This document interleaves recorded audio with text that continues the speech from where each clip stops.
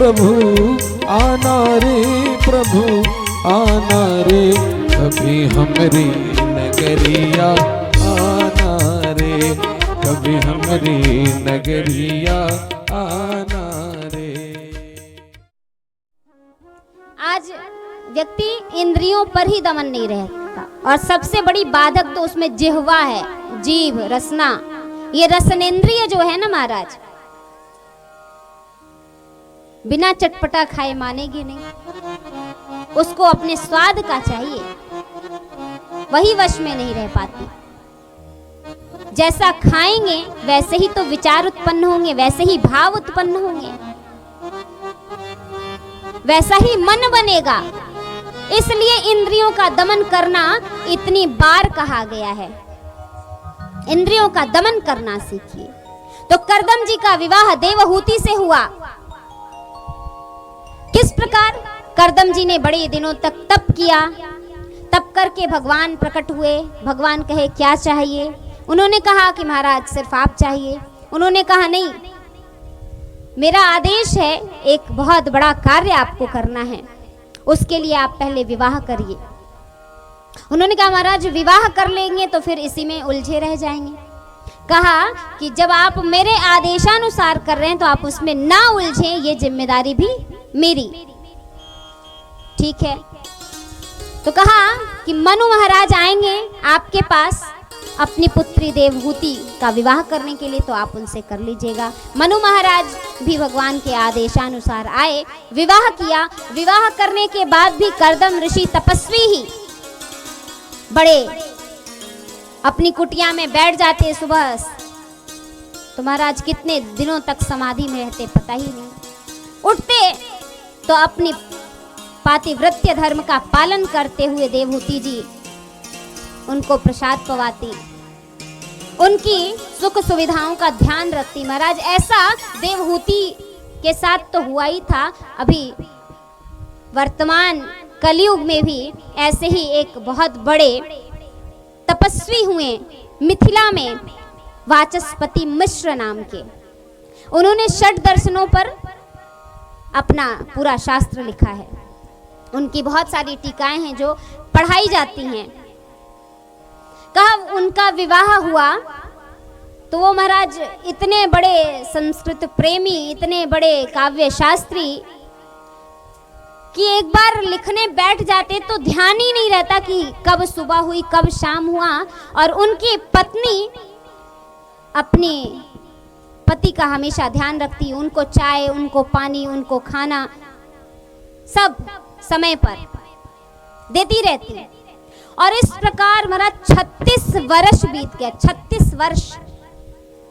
जो भी थोड़े भी संस्कृत पढ़ने वाले होंगे, संस्कृत से प्रेम रखने वाले होंगे, वो इनका नाम जानते होंगे।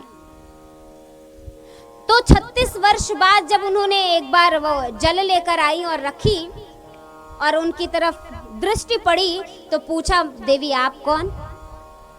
जिनसे विवाह हुआ उनको ही पहचानी। 36 वर्ष में बहुत स्वरूप बदल जाता है।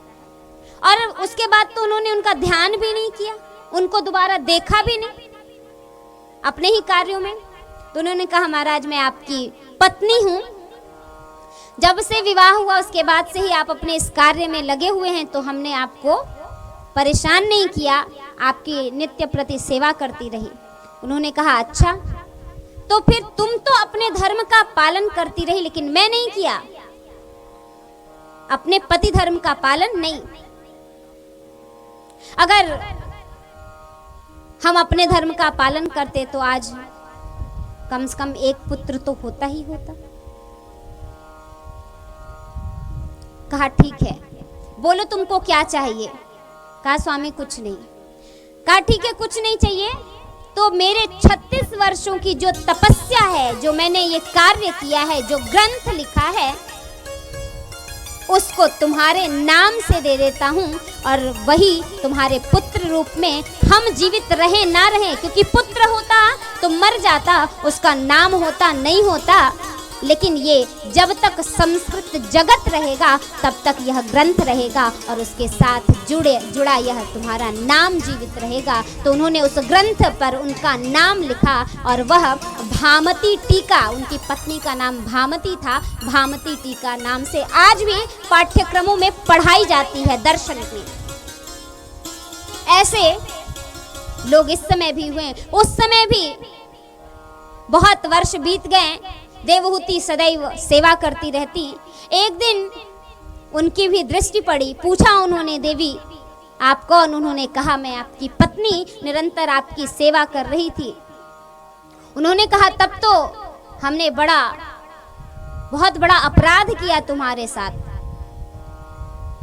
तुम्हें कुछ नहीं दिया, क्या चाहिए? कहा, महाराज अगर गृहस्थ धर्म का पालन करें और अपना वंश आगे बढ़ाएं तो उसके लिए एक पुत्र चाहिए, तो एक पुत्र दे दीजिए। उन्होंने कहा, ठीक है, हम तुम्हें एक पुत्र देंगे। वो दोनों गए, सरस्वती नदी में स्नान किया और उसके बाद अपने तपोबल से एक बहुत सुंदर विमान मंगाया और उसमें वो बैठे। विमान में बैठने के बाद की कथा है कि उनकी 9 पुत्रियां उत्पन्न हुई, 9 पुत्रियों का जन्म हुआ। और फिर ऋषिवर जाने लगे तप के लिए, संन्यास ग्रहण करने लगे। तो माता देवहूति ने कहा कि स्वामी, बात तो इस पर हुई थी कि जब तक एक पुत्र देना है, जब तक एक पुत्र नहीं होता तब तक संन्यास कैसे ग्रहण कर सकते हैं? तो उन्होंने कहा, ठीक है। दोनों बैठकर तप किए और तप के बाद उनका जो पुत्र उत्पन्न हुआ वही कपिल देव महाराज हुए। और भागवत में वर्णन है कि यह जो 9 पुत्रियां उत्पन्न हुई वह कौन है? तो कहा, नवधा भक्ति होती है, वह ही श्री देवहूति जी के यहाँ 9 कन्याओं के रूप में आई। और तदनंतर श्री कपिल देव जी महाराज ज्ञान के अवतार। भक्ति के बाद ही जब ज्ञान उत्पन्न होता है तो कल्याणकारी होता है। इसलिए नवधा भक्ति के बाद श्रवणम कीर्तनम विष्णु स्मरणम पाद सेवनम अर्चनम वंदनम दास्यम सख्यम आत्मनिवेदनम, यह 9 प्रकार की भक्ति है। और इसके बाद जो पुत्र उत्पन्न हुआ वह ज्ञान का अवतार श्री कपिल देव जी महाराज हुए। एक बार प्रेम से बोलिए, कपिल देव महाराज की जय। इन्होंने संपूर्ण सांख्य शास्त्र बनाया, जिसमें है एक सांख्य शास्त्र का एक ग्रंथ है छोटा सा, सांख्यकारिका नाम का। ईश्वर कृष्ण ने इसकी रचना की।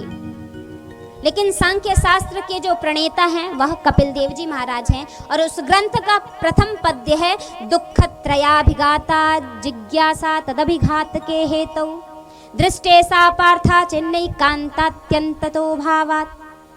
दुःखत्रयाभिघाता, 3 प्रकार के दुखों का अभिघात, तीनों प्रकार के दुख से ही उत्पन्न, इस प्रकार का शास्त्र जिन्होंने उत्पन्न किया, ऐसे श्री कपिल देव जी महाराज। उनके उत्पन्न होने के बाद कथा थोड़ी संक्षिप्त रीति से चल रही है। उनके उत्पन्न होने के बाद श्री कर्दम ऋषि संन्यास ग्रहण करके प्रभु के तप में लग गए और प्रभु को प्राप्त किए। देवहूति जी ने कहा कि यह हमारा जो पुत्र है वो साक्षात ज्ञान का अवतार है, तो मुझे उपदेश लेना चाहिए। तो अपने पुत्र को आसन पर बिठा करके माता चरणों में बैठकर कहती हैं कि हे, आप आए तो नारायण मेरे पुत्र रूप में हैं, लेकिन मैं जानती हूँ आप नारायण हैं, तो कृपया मुझे कुछ उपदेश करें। कपिल देव जी महाराज कहे, पूछिए क्या चाहती हैं आप? तो उन्होंने कहा कि यह जो संसार है वह बहुत दुखमय है, क्षणभंगुर है, तो इसमें इस संसार में उलझने से कैसे बचा जाए, क्या ऐसा किया जाए कि संसार में ना उलझे। कहा कि अगर ऐसा सुनना है, ऐसा जानना है, तो सर्वप्रथम आप अपने इंद्रियों को वश में करना सीखें। और इंद्रियों में सबसे कठिन है मन को वश में करना। मन कहीं भी भाग जाता है, बैठे तो हम पूजन पे होते हैं, ध्यान में, लेकिन मन कहीं और होता है। सुबह सुबह बैठकर सोचे 2 मिनट भगवान का हाथ जोड़ ले तो ध्यान जाता है कि अरे रसोई में अभी खाना बनाना है, बच्चे को स्कूल जाना है, लेट ना हो जाए, पतिदेव को ऑफिस जाना है, समय से तैयार करना है भोजन। मन वहां। आप 2 मिनट दीजिए, 5 मिनट दीजिए, लेकिन मन लगा कर दीजिए। तो कहा मन को वश में करना बड़ा मुश्किल है, कैसे वश में किया जाए? तो उन्होंने कहा कि मन को वश में करना है तो उसके लिए प्रभु के नाम का जप करना प्रारंभ करिए। जप में भी मन नहीं लगता, उसको कैसे एक जगह करें? तो महाराज कहा मन उस गड्ढे में जाते हुए पानी की तरह है जो ढलान की ओर बहता जाता है, और पानी का तो स्वभाव भी है, गिरा तो उसी दिशा में बहेगा जिधर गड्ढा है। उसी प्रकार ये मन है, सदैव बहता रहता है। तो कहा जिस प्रकार पानी नीचे की ओर जाता है, ऊपर नहीं चढ़ पाता, ऊपर चढ़ाने के लिए क्या करते हैं? टंकी भरनी होती, क्या करते हैं? यंत्र लगाते हैं, मोटर लगाते हैं, और तब पानी ऊपर चढ़ता है। कहा उसी प्रकार जिस प्रकार पानी को चढ़ाने के लिए यंत्र की आवश्यकता होती है, उसी प्रकार मन को संयम में रखने के लिए, अंकुश में रखने के लिए मंत्र की आवश्यकता होती है। इसलिए आप मंत्र का जप करिए, और मन फिर भी भागे तो उसको, मन को आप उलट दीजिए। मन को उल्टा करेंगे तो क्या बनेगा? नम। कहा मन को उलट करके नम कर दीजिए। नम करना अर्थात प्रभु के चरणों में लगा दीजिए, मन कहीं नहीं जाएगा। और जब आप इस प्रकार भक्ति करेंगे तो संसार में उलझना दूर हो जाएगा। मन ही तो है, बार बार उसको पकड़ो, लाओ, मन पर संयम रखो। संयम क्या है? कहा सम मने अंकुश। किससे अंकुश? कहा यम के पास जाने से रोकने के लिए जो संयम है वह ही है संयम। यम के पास जाने से जो रोके, तो यम के पास जाने से कैसे रुकेंगे? इस प्रकार के मंत्र जप से, प्रभु के स्मरण से ही। इस प्रकार का बहुत सुंदर उपदेश दिया है। और समयाभाव अगर नहीं होता तो संपूर्ण एक एक श्लोक में क्या कहा गया है, क्योंकि ये बहुत उच्च कोटि का उपदेश है और इसको कपिल गीता नाम से भागवत में जाना जाता है। कभी सिर्फ विस्तार पूर्वक इसी का अध्ययन कर लीजिए, संपूर्ण ज्ञान प्राप्त हो जाएगा। ऐसा यह अद्भुत प्रकरण है, प्रसंग है। इस प्रकार उपदेश दिया अपनी माता को उन्होंने, और माता उनके कथनानुसार अपने मन को संयम में रखकर प्रभु का ध्यान करते करते अपने देह को त्याग दी, और श्री कपिल जी महाराज प्रभु के ध्यान में लग गए। फिर उनकी जो पुत्रियां थीं, 9 पुत्रियां, उन्हीं पुत्रियों के घर भगवान उसके बाद वाला अवतार दत्तात्रेय जी का अवतार लेके आए। पुत्रियां तो 9 थी, 9 पुत्रियों का विवाह अलग अलग ऋषियों के साथ हुआ था। लेकिन भगवान आए किसके घर? अनसुईया माता के घर। क्यों? कहा भगवान उसी के घर आते हैं जो असूया जिसके पास ना हो। ना असूया इति अनसुईया, जिनके पास असूया ना हो। अगर असूया होगी तो भगवान नहीं आएंगे। और उनके पति अत्रि ऋषि, उसके बाद के अवतार की कथा है दत्तात्रेय भगवान की। कहा अत्रि जो तीनों प्रकार के गुणों से विरक्त है, वो है अत्रि, जिनके पास तीनों नहीं है, तीनों गुण सत्व गुण, रजोगुण, तमोगुण से भी जो ऊपर अर्थात जो निर्गुण ब्रह्म को प्राप्त कर लिया हो, ऐसे जो होते हैं उन्हीं के घर भगवान प्रकट होते हैं। और महाराज अनसुईया माता को तो कौन नहीं जानता, हर एक स्त्री उनको जानती है। उनके जैसी महान पतिव्रता स्त्री, सती स्त्री होना मुश्किल है। भागवत में भी उनका वर्णन है, अन्यान्य पुराणों में भी है, श्री रामायण में भी है ऐसी श्री अनसुईया माता।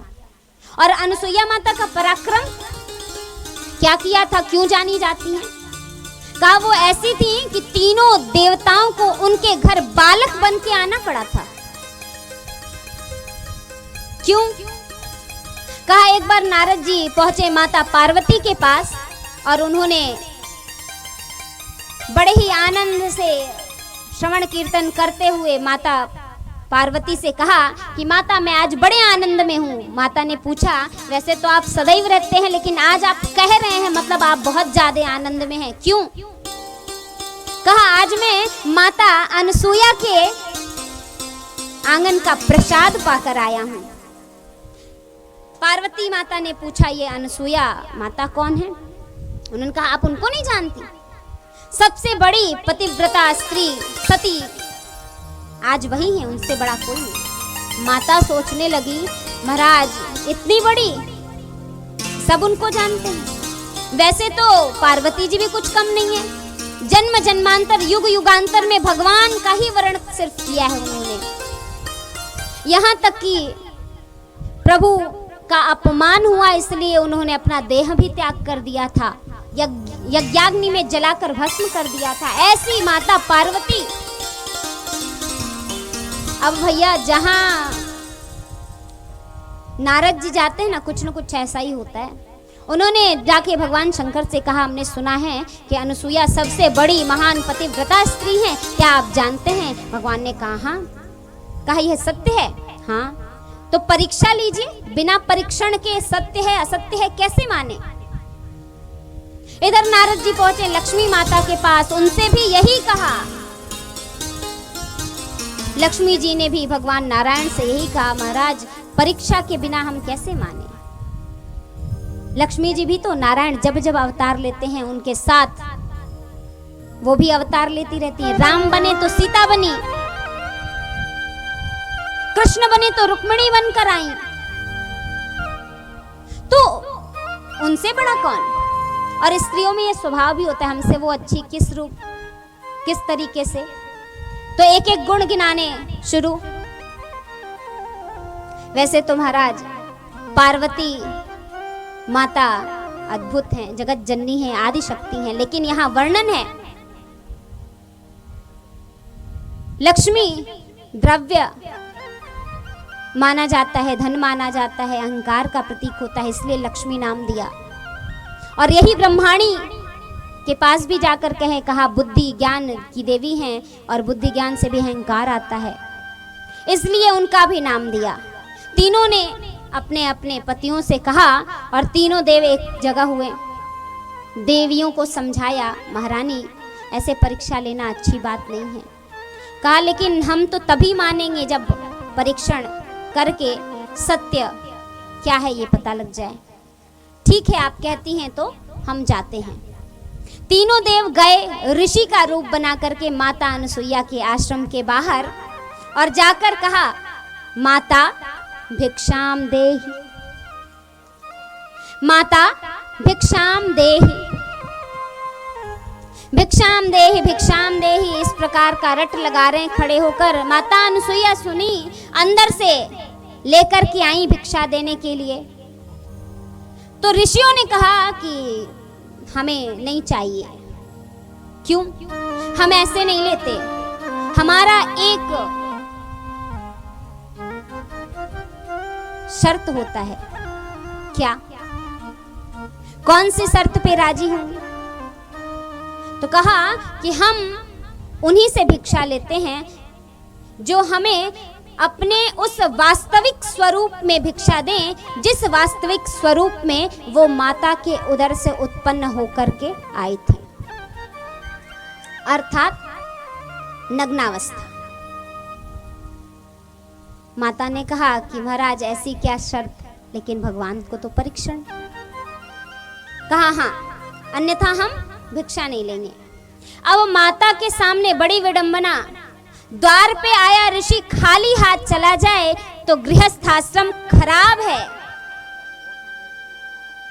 और यदि वो उनके शर्त के अनुसार भिक्षा दें तो उनका पतिव्रत धर्म टूट जाएगा, उनका सतीत्व नष्ट हो जाएगा। उन्होंने कहा लेकिन मैं भिक्षा भी दूंगी। कैसे? तो माता अनसुईया का इतना बड़ा प्रताप महाराज हाथ में जल लिया और कहा, हे नारायण, अगर मैंने सच्चे मन से सच्चे नियम धर्म का पालन करते हुए अपने पतिव्रत धर्म का अनुसरण किया है तो ये ऋषिवर बालक बन जाएं, और जल को फेंक दिया। महाराज अद्भुत आश्चर्य, तीनों देवता छोटे छोटे बालक बन गए, और उन बालक को देख करके माता प्रफुल्लित हुई और उनके शर्तों के अनुसार उनको दुग्ध पान करा करके उनको भिक्षा भी दी। अब वो तीनों बालक को माता दुग्ध पान कराती बारंबार, उसके बाद नहलाती धुलाती खिलाती पिलाती तैयार करती। इधर त्रिदेवियां परेशान कि पतिदेव गए थे परीक्षण लेने, क्या हुआ, अभी तक आए नहीं। नारद जी से पूछा, नारद जी महाराज हमारे पतियों को देखा है। कहा अब आप जानिए, भला पत्नी से ज्यादा कौन जान सकता है कि मेरा पति कहाँ गया होगा। वो कहती हैं कि भेजा तो हमने माता अनसुईया का परीक्षण के लिए, लेकिन अभी आए क्यों नहीं। तो नारद जी कहे ठीक है, तो आप जहां भेजी थी वहीं जा करके पता लगाइए। तीनों देवियां स्वरूप बदली और पहुंची माता अनसुईया के आश्रम के बाहर। देखा जा करके तो तीनों देव छोटे छोटे बालक के रूप में माता के आंगन में खेल रहे हैं। ध्यान धरती हैं कि अरे मेरे प्रभु इतने छोटे बालक के रूप में, और ये बालक बन गए तो महाराज भक्तों से ज्यादा इनको प्यारा कोई नहीं है, ये फिर हमारे पास नहीं आएंगे, क्या किया जाए, चिंता कर रही हैं। और इधर माता अनसुईया प्रेम से प्रभु को तैयार करके दुग्ध पान करा के पालने में सुला रही हैं। आइए इस छवि का दर्शन करते हैं। माता अनसुईया ने डाल दियो पलना, माता अनसुईया ने डाल दियो पलना। झूल रहे तीनों देव, झूल रहे तीनों देव बन करके ललना। माता अनसुईया ने डाल दियो पलना, माता अनसुईया ने डाल दियो पलना। झूल रहे तीनों देव, झूल रहे तीनों देव बन करके ललना। माता अनसुईया ने डाल दियो पलना, माता अनसुईया ने डाल दियो पलना। हरि बोल।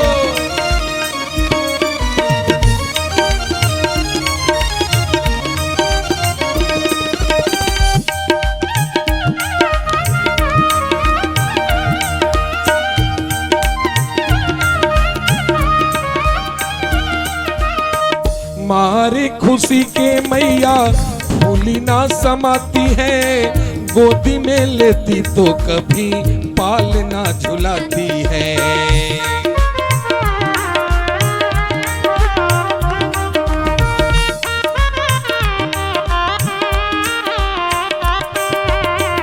मारे खुशी के मैया पालना झुलाती है, मारे खुशी के मैया भूली ना समाती है। गोदी में लेती तो कभी पालना झुलाती है, गोदी में लेती तो कभी पालना झुलाती है। माता अनसुईया ने डाल दियो पलना, माता अनसुईया ने डाल दियो पलना। झूल रहे तीनों देव, झूल रहे तीनों देव बन करके ललना। माता सोई।